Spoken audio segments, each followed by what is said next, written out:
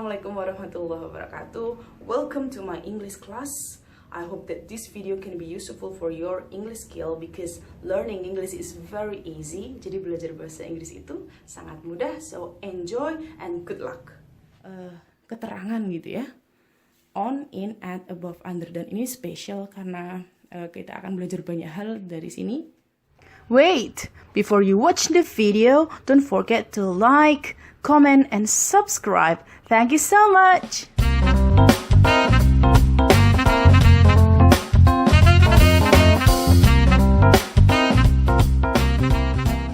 Kali ini kita akan belajar tentang class of word, tapi ini adalah video kedua, part 2.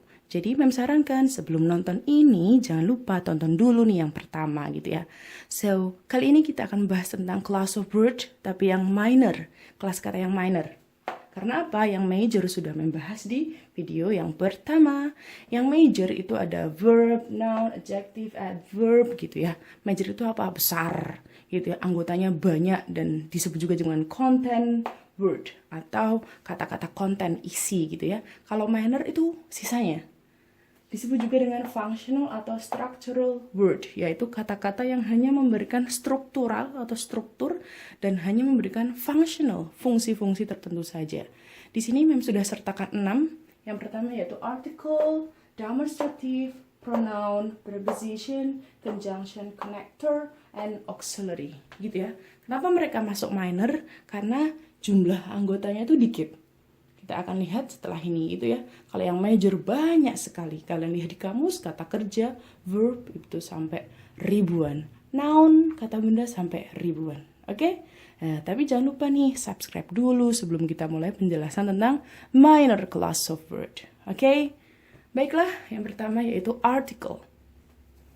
Artikel itu adalah satu kata yang biasanya terletak atau selalu ya terletak sebelum kata benda. Di sini Mem sudah tuliskan ada e dan en, artinya sebuah, menunjuk kepada satu benda. Dan yang kedua yaitu the itu juga artinya bisa sebuah. Tapi bedanya apa? Kalau e dan en itu hanya untuk satu, sebuah beneran sebuah. Kalau the netral nih, kayak bunglon nih, bisa the itu menunjuk kepada satu benda atau the itu bisa artinya banyak benda. Bedanya apa? Kalau e sama en, kalau itu untuk benda yang depannya itu konsonan. Contoh ya, banana. Banana kan B, banana ya. Pakainya banana gitu ya. Kalau house juga house, a house gitu ya. Car, mobil, a car. Tapi kalau kalian ketemu nih ya kata benda yang depannya itu vokal. Contohnya apple. Apple kan A, apple vokal ya, pakainya yang N. Kita akan bahas ini di satu video spesial sendiri ya tentang artikel itu. Yang the itu bedanya bukan tulisannya tapi cara bacanya, yaitu the dan the. Kalau the sama dengan e.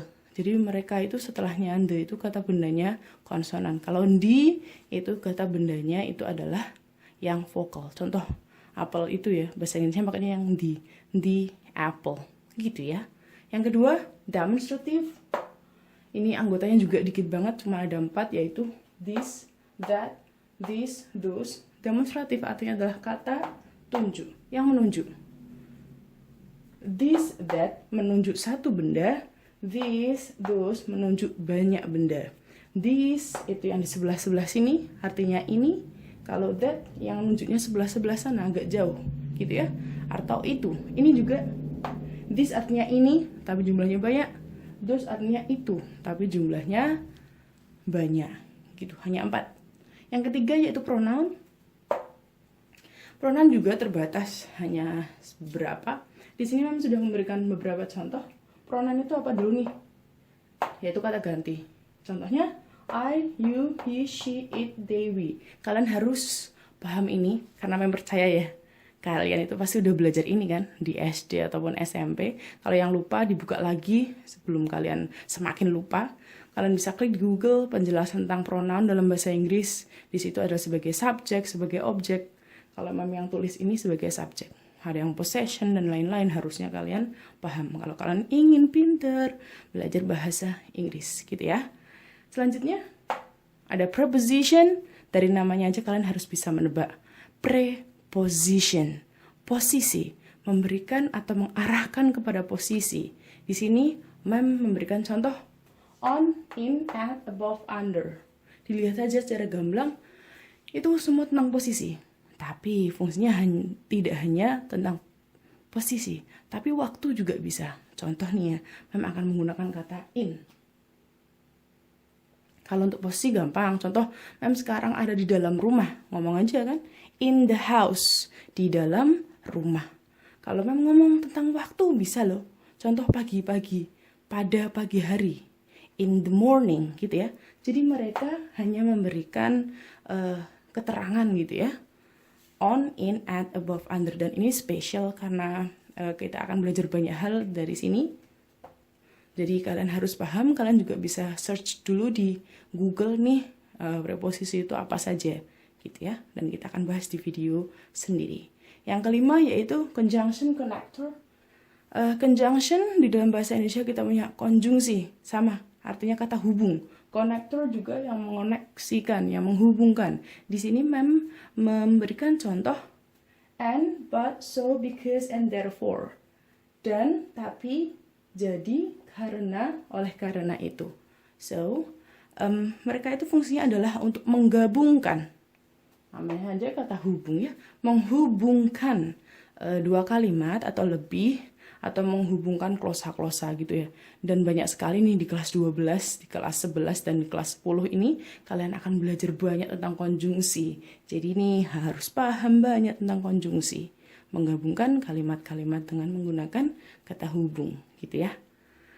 Selanjutnya yang terakhir yaitu auxiliary. Auxiliary banyak orang menyebutnya sebagai helping verb atau kata bantu gitu ya. Ya hanya bantu gitu. Kata bantu atau kata linking verb yang mengelingkan atau menyambungkan gitu ya. Tapi bedanya apa? Bedanya ya ini agak sedikit istimewa karena mereka itu mempengaruhi tenses gitu. Ada dua. Yang pertama yaitu tense auxiliary. Yang kedua yaitu modal auxiliary. Yang pertama tense auxiliary yaitu auxiliary bantu dalam tenses. Biasanya kalian disebut dengan to be. Ada is, am, are, was, were. Ini untuk present, ini untuk past. Atau do, does, did kalau kalian ketemu kata kerja. Ini buat apa? Mereka itu adalah paling fleksibel. Karena bisa langsung tambahin not. Is not, am not, are not, do not, does not, did not. Mereka disebut dengan tense auxiliary. Ini pembahasannya masuk ke dalam tenses. Nanti kita pelajari gitu ya. Dan yang terakhir ada modal auxiliary. Namanya aja modal, tapi modal bukan dalam ekonomi loh. Modal di sini adalah kata bantu. Biasanya mereka nemplek ke kata kerja. Contoh nih ya, di sini Mem sudah sebutkan 5. Will, can, may, should, must. Sebenarnya anggotanya dikit juga sih. Will temennya yang mirip itu would, can, could, may, might, should, shall, must, have to gitu ya. Dan mereka itu nyangkol dengan kata kerja. Contoh nih, kamu mau ngomong, saya bisa menari. Pakainya kan bisa itu can. Ya, bahasa Inggrisnya I can dance. Ini hanya memberikan keterangan atau tambahan makna kepada kata kerja. So, 6 ini it is about minor class of word. Mereka itu semuanya, penjelasan barusan itu adalah minor class of word. Karena apa? Mereka itu jumlahnya sedikit. Anggotanya itu sedikit-sedikit, tidak seperti yang major. Dan mereka disebut juga sebagai functional atau structural word. Kata-kata yang hanya memberikan struktur-struktur saja atau fungsi-fungsi tertentu saja. Gitu ya. Dan ini pembahasannya juga sangat menarik yang akan Mem masukkan ke dalam video-video selanjutnya. That's all the explanation about minor class of word. I hope that this is very useful for your understanding of English. Jadi banyak sekali bisa membantu pemahaman kalian tentang bahasa Inggris. So, learning English is easy. Belajar bahasa Inggris itu gampang kan? Ini nggak perlu kalian banget, tapi kalian paham konsep dasarnya aja cukup. Oke? Thank you so much. Assalamualaikum warahmatullahi wabarakatuh.